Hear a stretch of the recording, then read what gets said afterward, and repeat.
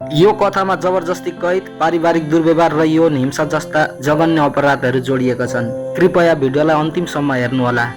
सारा नाम गरेकी एक युवतीलाई उनको बुबा जोसेफले सामान सार्ने बहानामा घरको भूमिगत कोठामा लैजान्छन्।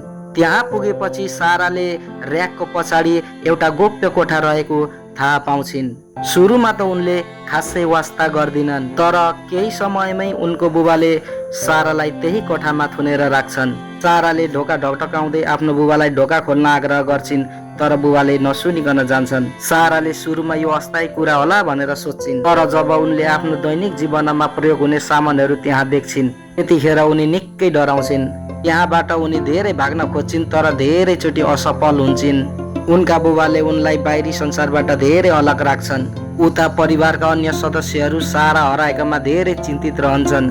प्रहरीमा उजुरी पनि दिन्छन्, तर कुनै पनि ठोस प्रमाण नभएको कारणले खोजी असफल रहन्छ। समय बित्दै जाँदा वर्षौसम्म सारा त्यही भूमिगत कोठामा रहन्छन्। त्यहाँ उनले धेरै दुःख, एक्लोपन अनि मानसिक पीडा भोग्नुपर्छ।